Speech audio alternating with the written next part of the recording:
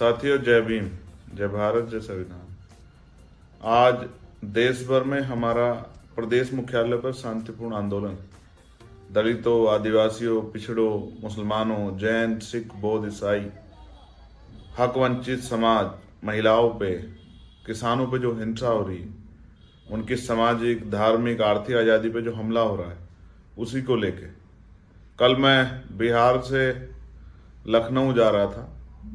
Uttar Pradesh police ने मुझे रोक दिया और प्रदेश भर के जो हमारे कार्यकर्ता लखनऊ पहुंच रहे थे, कहीं टोल नाके पे, कहीं घरों पर, कहीं चौकियों में, जिस तरह से उनको डिटेन किया गया, हाउस अरेस्ट किया गया और बसें रोकी गई, छोटी गाड़ियां रोकी गई, पूरी ताकत जो है हम लोगों को रोकने पे लगाई गई।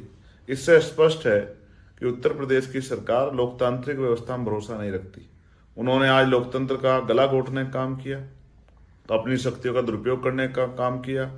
जितनी एनर्जी उन्होंने मुझे और हमारे साथियों को रोकने पे लगाई, अगर इतनी एनर्जी बारातों पे हो रहे हमले, लोगों के घरों पे जो बुलडोजर आपकी सरकार चला रही है, तमाम तरह से जो है महिलाओं पे जो हिंसा हो रही है, जो छात्र परेशान हैं, नौजवान जो हैं, जो जॉब की इंतजार देख रहे हैं, अगर उनकी तरक्की के लिए आप लोग लगाते तो मुझे लगता है कि उत्तर प्रदेश में कुछ परेशानियां कम होती। तो आपकी जो सरकार और ये जो गुंडागर्दी है, इसके खिलाफ जो ये दमन आप कर रहे हैं, इसके खिलाफ तो योगी जी हम लोग लड़ते रहेंगे। आज मैं धन्यवाद दूंगा उन कार्यकर्ताओं का जो तमाम बाधाओं को लांघकर, जिन्होंने लखनऊ पहुंचकर सरकार को ये बता दिया कि हम लोग रुकने वाले नहीं। मैं उनके शौर्य की दाद देता हूं और सरकार को चेतावनी देता हूं कि अगर आपकी सरकार ने कानून व्यवस्था अच्छी नहीं की और ये जो हमले लगातार कमजोर वर्गों पर उनको रोकने का काम नहीं किया, तो ये आंदोलन लगातार जारी रहेंगे। मैं यहाँ लड़ूंगा पार्लियामेंट में, और आप सड़कों पे जो मेरे साथी लड़ रहे हैं, मैं सरकार को बता देना चाहता हूं कि अब उत्तर प्रदेश में हम लोग जुल्म नहीं सहेंगे।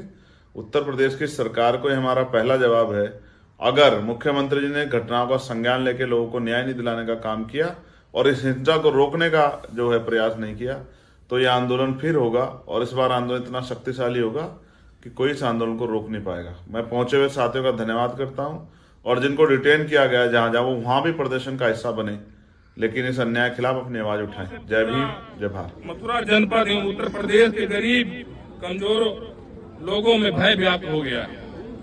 महोदया, पीड़ित परिवारजनों से इनके दुख में मिलने हेतु एवं इनके ऊपर होने वाले अन्याय अत्याचार को सरकार के जिम्मेदार अधिकारियों को इनकी सुरक्षा व्यवस्था कराने हेतु दिनांक 28 फरवरी को भीम आर्मी के चीफ एवं आजाद समाज पार्टी काशीराम के राष्ट्रीय अध्यक्ष, नगीना से लोकप्रिय सांसद एडवोकेट भाई चंद्रशेखर आजाद जी तीनों घटना स्थलों पर गए।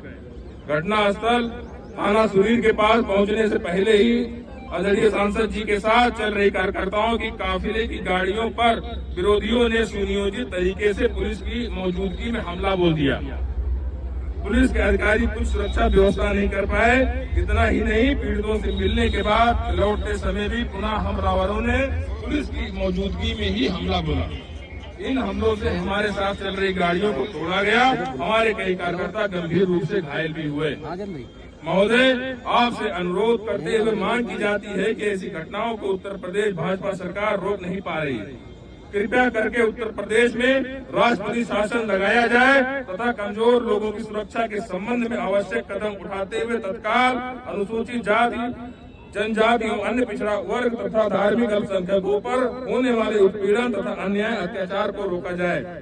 भविष्य में हमारी पार्टी के राष्ट्रीय अध्यक्ष या नेताओं के काफिलों पर इस प्रकार की घटना न हो, इसके लिए आवश्यक कदम उठाए जाएं। गांव सिरेला थाना मांड के मृतक परिवारजनों को 25 लाख रुपए सहायता राशि दी जाए। गांव भगत सिंह नगरिया थाना सुरीर के घायलों को 5-5 लाख रुपए दिए जाएं। इसी प्रकार सभी घटनाओं के पीड़िता को सहायता राशि दी जाए। इन्हें तत्काल आत्मरक्षा के लिए लाइसेंस दिए जाएं तथा इनकी सुरक्षा हेतु फोर्स लगाया जाए। दोषी लोगों पर सख्त कार्रवाई की जाए। महोदय, यदि हमारी मांगे नहीं मानी गई तो हमारी पार्टी आंदोलन करने के लिए बाध्य होगी। ये प्रमुख रूप से ये घटनाओं का विवरण था जो